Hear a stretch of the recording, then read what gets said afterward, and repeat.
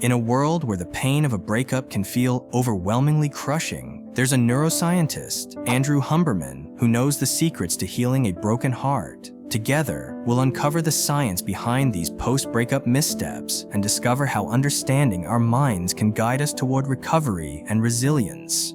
Modern-day breakup.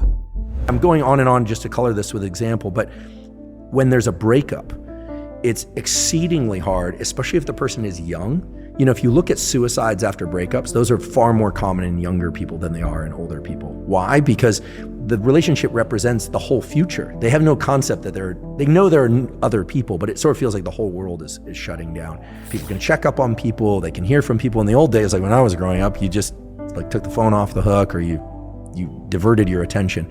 Now we are constantly renewing that the person is still there. And so love and the loss of love and the death grief are virtually identical. In today's digital age, the breakup experience has been profoundly transformed. The emotional turmoil following a breakup, especially for young individuals, is rooted in the idea that the relationship is the key to their future.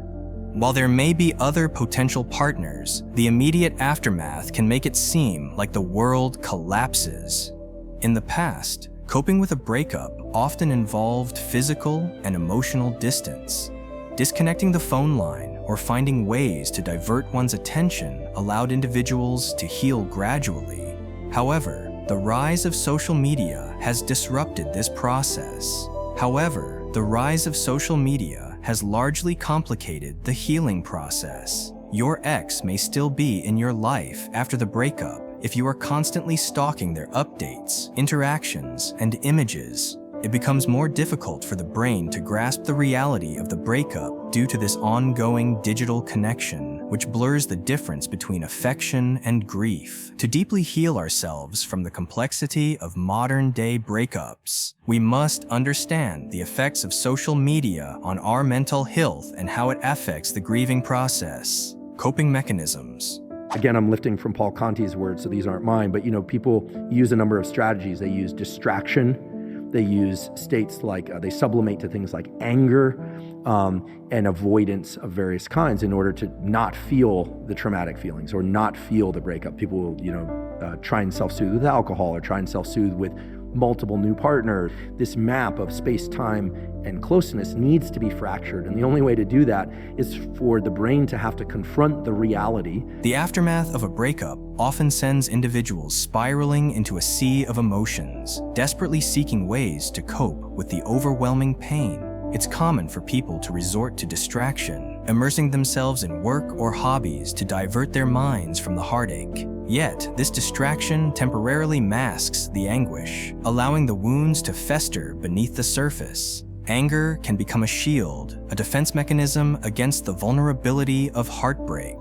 Some individuals embrace this anger, using it as fuel to navigate through the pain. However, it's a double-edged sword. While offense might provide a temporary surge of energy, it ultimately prolongs the healing process. Avoidance, another prevalent coping strategy, involves burying the breakup deep within, pretending it never occurred. People trying to fill the gap left by a failed relationship may turn to alcohol to drown their sorrows or turn to a new relationship for comfort. However, this approach also ends in a dead end. It would help if you redrew a map of emotional connections because no amount of distraction or new encounters can honestly fill the void.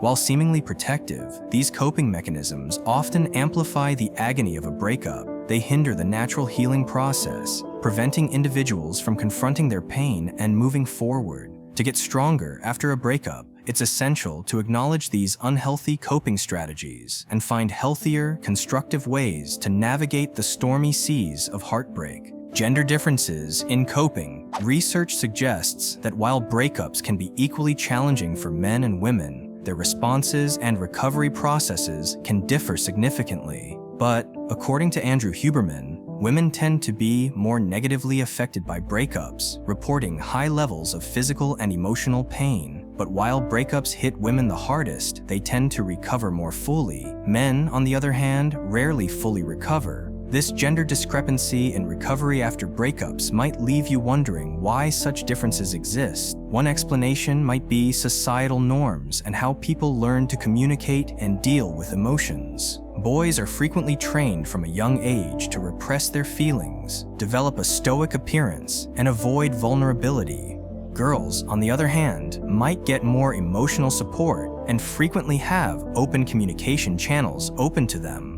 Regarding breakups, this early training might show up in several ways. Women could be more likely to face their feelings head-on and completely experience the hurt and sorrow of a breakup. They might talk to friends or go to counseling as a part of their recovery. This willingness to embrace their emotions may facilitate a more complete recovery. Conversely, conditioned to suppress feelings, men might resort to avoidance strategies. As discussed earlier, they may attempt to distract themselves by burying their emotions beneath work or rebound relationships. This reluctance to confront their emotional turmoil directly can hinder the healing process, making it challenging for them to recover fully. Understanding these gender differences in coping is crucial for individuals going through breakups and those seeking support. It highlights the importance of encouraging open communication and emotional expression for all genders, as suppressing emotions often prolongs healing. As we explore the aftermath of breakups, we'll delve into practical strategies for dealing with grief and the potential for using heartbreak as a catalyst for creativity and personal growth. Stay tuned to discover how to navigate the complex terrain of post-breakup emotions and emerge stronger on the other side. Dealing with grief. Grief is a universal emotion that defies age, gender, and cultural background. The emotional impact can be profound, whether brought on by a loved one's death or the dissolution of a romantic relationship. The neuroscientist Andrew Huberman offers an intriguing viewpoint on this. He claims that three crucial factors, space, time, and closeness, are linked to how sorrow functions in the brain and nervous system. Space denotes the physical separation you have from the person you've lost. Time denotes when you might see them again. And closeness implies the intensity of your commitment to them. The brain and nerve system react to a breakup as though a loved one has disappeared, and the following sadness is driven by a strong need to fill the gap in space and time. It's like attempting to get through an impossible wall to something on the other side. This motivation is strong and has the potential to dominate our thoughts and feelings. But in most circumstances, that bridge cannot be completely rebuilt. The lost person is no longer reachable in the same way that they earlier were. Here is when the grieving process comes into play. To cope with the loss, the brain gradually changes the person's memory into something more bearable, such as a concept, a beloved memory, or the conviction that they are still present in some way. Each person's journey from profound grief to acceptance is unique and involves many steps. It is a procedure that gradually lowers autonomic arousal, lessens the intensity of emotional suffering, and eventually enables the brain to achieve a more peaceful condition. But why do some people seem more able to go through this journey than others? It frequently depends on their capacity to face and accept their emotions. According to Huberman, those more eager to feel their sorrow and pain to the fullest extent tend to cope with grief more successfully. This brings up the topic of gender disparities in coping in various ways. Men socialized to hide their emotions may find it more difficult to face their loss head-on, resulting in more time spent in pain. On the other hand, individuals who embrace their emotional states, irrespective of gender, often find a faster path to healing. Using heartbreak for creativity. While it may seem counterintuitive, heartbreak has a peculiar relationship with creativity. Andrew Huberman points out a common theme among musicians. Many claim that their most emotionally charged and creative work emerged from heartbreak. This strange situation makes us wonder how something as unpleasant as a breakup may serve as motivation. The solution's key is the intricate relationship between emotions and the human psyche. Heartbreak frequently causes many strong emotions, including despair, rage, uncertainty, and longing. Effectively expressing these feelings can help the creative process. artists can transform their pain into art, whether musicians, authors, painters, or performers of any other form of creativity. It becomes a healing method for them to sort through and make sense of their feelings.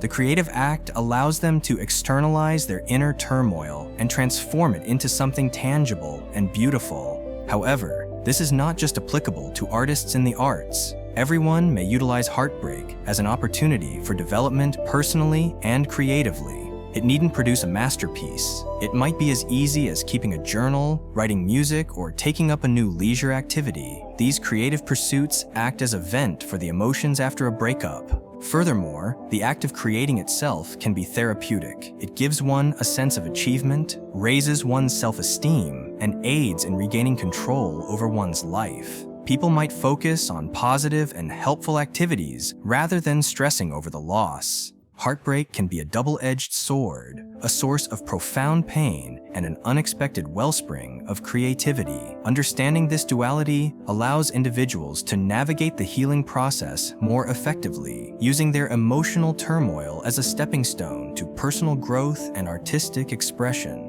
As neuroscientist Andrew Huberman reminds us, breakups are a universal experience, but they offer a unique opportunity for growth and self-discovery. So, don't let the worst things people do after a breakup define your journey. Instead, use this moment as a catalyst for positive change, just as Andrew Huberman's insights have illuminated the path forward. If you've found Andrew Huberman's advice on healing breakups helpful, please share this video with someone who might find it useful. Your little effort makes a difference in someone's difficult situation. Drop a comment if you have any thoughts or personal experiences to share.